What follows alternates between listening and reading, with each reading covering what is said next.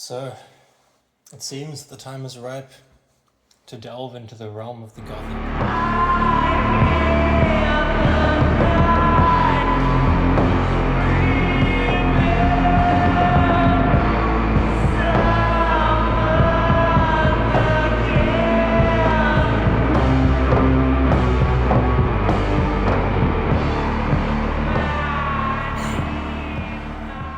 What is a gothic text?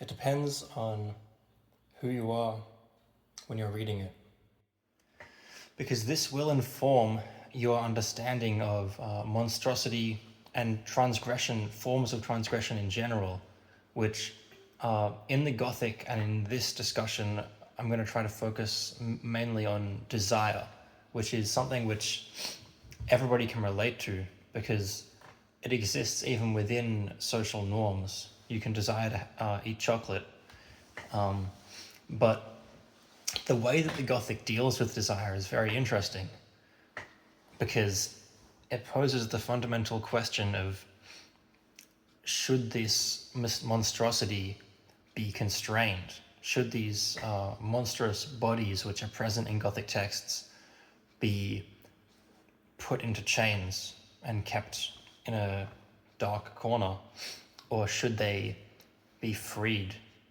And a lot can be uncovered from this dynamic if we consider it in colonial terms. And in this way, we can see that monstrosity is alien from social normality and patriarchy, and therefore it has to be colonized with a sort of Western belief system, because something which the monstrosity contains is the taboos of a particular culture or particular social norms. The monstrosity is characterized by what falls outside of those norms. It's interesting that in that context, supernatural qualities are very much embedded into monstrosity and transgression in early Gothic texts, such as Bram Stoker's Dracula. It's almost responsive to a growing interest in the occult and spiritualism as a method of getting your voice out there as a woman, because in that time period there was a lot of prejudice. The social norms were extremely they tended to see a lot of things as quite monstrous within the social norms. And so the occult, and in a way, the monstrous, was an avenue for truthful expression and actually conveying something which was not accepted otherwise.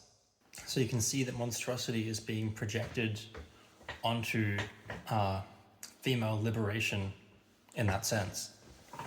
And this is something which it's very interesting to consider when we look at contemporary Gothic texts, such as A Girl Walks Home Alone at Night by Lily Amarpour. And in these texts, monstrosity is not framed as something which is purely external or purely regarded as a fault. It's regarded as something which is incredibly horrific or leads to very painful situations when it is repressed and constrained.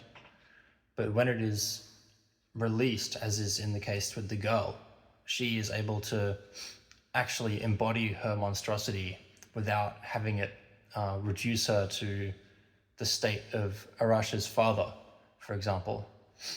And that really encapsulates a liberating quality which comes not from the monstrosity itself, but from the authenticity of it, because its authenticity is what allows her to bring Arash back to her home and have that sort of moment of openness and acceptance, mutual acceptance, but it also contains a sense of power and liberation in it. And this is really encapsulated in art forms which have employed this sort of dark symbolism in a way which does serve liberation of these themes. It's almost like reclaiming them as something which can be used as a satire in art. In the context of specifically Christian themes which were present in the original Dracula and which still are relevant in Gothic text to this day, are forms of media which have decided to take the opposite extreme. And this is especially noticeable in forms of heavy metal, such as doom metal and death metal. You see man as a rather dismal creature. Why not? Look around. You'll see what's there. Fear. And frightened people who kill what they can't understand.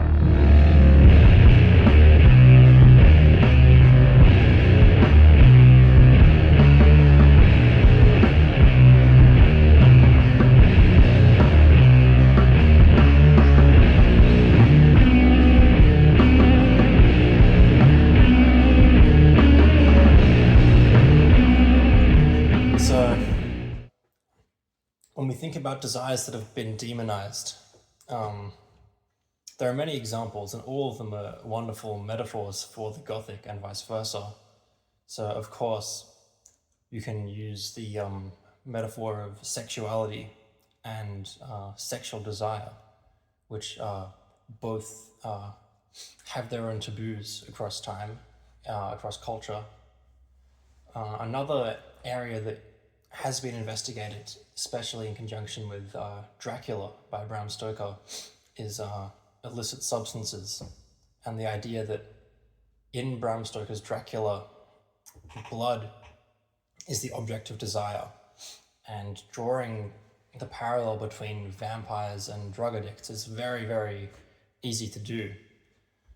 But what we find is that what this really allows people to appreciate is not that drug addicts are terrifying and they're going to drink your blood, and vice versa, not that sexual deviants are terrifying and are going to cause HIV, but rather through portraying the monstrous quality of desires, Gothic texts seek to free those desires from their taboo quality and make monstrosity available culturally, so that it's not necessary to constrain those desires and they can be dealt with openly.